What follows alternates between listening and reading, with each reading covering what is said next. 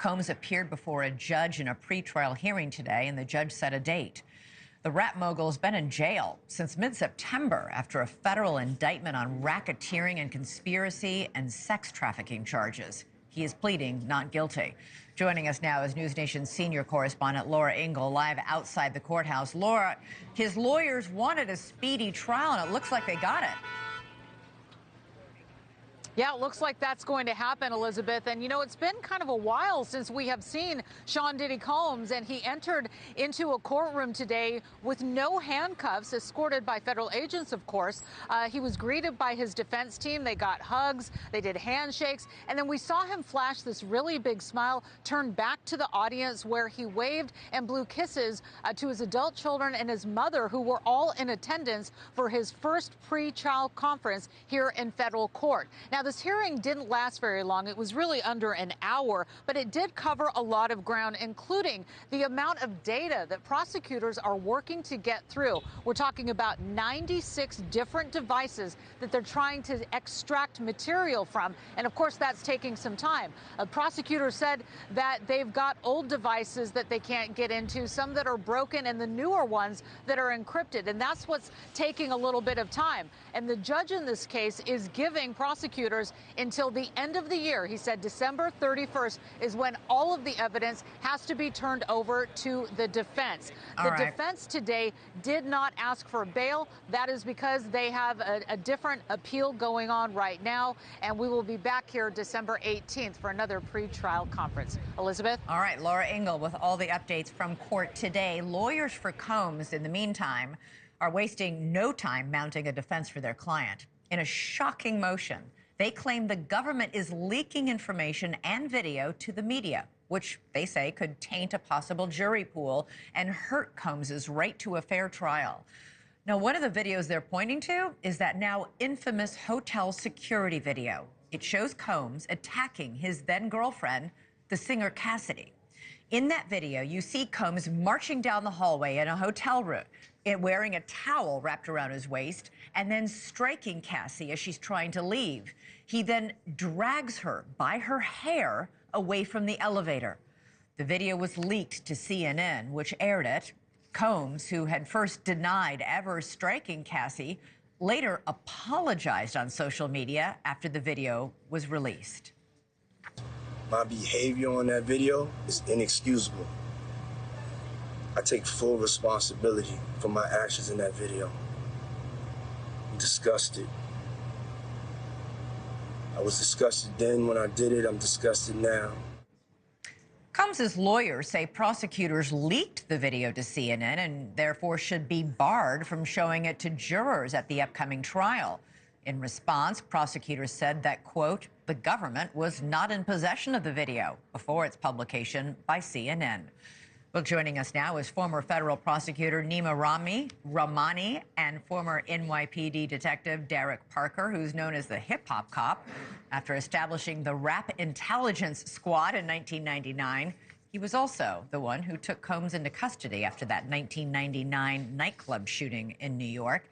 Neama, I want to start with you. This accusation that the prosecution leaked that very damaging video, that's serious, but they provide no evidence for that. So what happens now?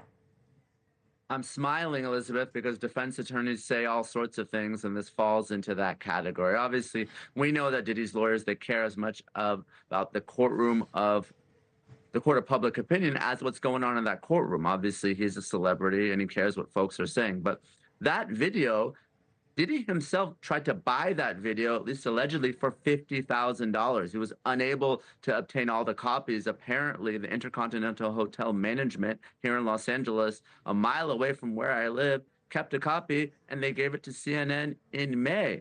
And let's not forget, up until the time that video was released, from November 2023, when Cassie filed her lawsuit, even after the raids of his Miami and Los Angeles homes in March, Diddy, through his lawyers, denied these allegations, said it was extortion, a shakedown, a money grab. Only after that video became public did he apologize, and I don't think it was a genuine apology, but it just goes to show how powerful video evidence is, because defendants can lie, even witnesses can lie, but video, Elizabeth, that doesn't lie. Neama raises a good point, Detective.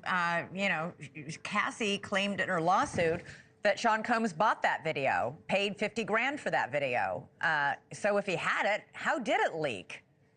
Well, I don't think, just like the attorney says, I don't think that the government leaked that video. I think the video was probably, like he said, given to someone from the hotel because they wanted to sell it, because they wanted to get money, and they wanted to provide it as evidence. So I think that the prosecution is just trying to put things out there so that they can build their case when they go back to court and try to bring the government into it. Yeah, Neama, you've said that video is particularly damning. I mean, every single lawyer I've interviewed about this upcoming trial has said, yeah, I wouldn't want to have to represent him with that video as part of the evidence.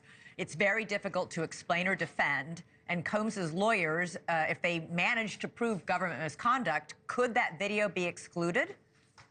It's possible, but it's unlikely. And like you said, there's a treasure trove of video evidence here, 96 devices. And the irony here is, you know, at least if you believe Cassie's allegations, which I do, Diddy took these videos for two reasons: for sexual pleasure, but also to maintain control over the other participants in these freak-offs. And now those very same videos are going to be used against him in this criminal trial and very likely lead to his conviction. So the video evidence is everything in this case, of course, on top of the witness testimony. Detective, as Combs is sitting in jail awaiting trial, apparently they're not going to try and fight for a third time to get bail set. Civil lawsuits continue to pile up. There's one that has 120 defendants who plan to sue Combs and, quote, other high-profile defendants. Some of these 120 people are minors, so that would be very serious crimes. Are prosecutors and police or detectives interviewing the people in these civil lawsuits? What happens when this? Oh, definitely. I think the police are definitely getting involved. The federal agents are probably going to get involved. They're going to probably go out and they're going to look at the allegations that are in the civil lawsuits, and they're going to go out and speak to the people that were named or involved with them, because they have to do that. There's so many different allegations in this case. This is going to be going on for a while. This is going to take a long time to even sift through all of those documents and those court proceedings that they have going on with these cases in another state. So yeah, it's going to take a long time. Detective, when you hear that there are minors in one of these lawsuits, that raises all sorts of red flags. Yes, statutory problems as well. You know, as far as minors being of a certain age, it's against the law to have consensual contact with minors under a certain age if you're an adult. Right. So this Combs defense that it was all consensual no longer works if they're minors. That doesn't work at all. Not when they're minors. Hey, Neama, other high-profile defendants. It's very eye-catching, that phrase, in these lawsuits. There's all sorts of rumors, there's all sorts of press reports that there are all sorts of very, very famous people in the music business in Hollywood who are very nervous about what might be exposed in this upcoming Sean Combs trial.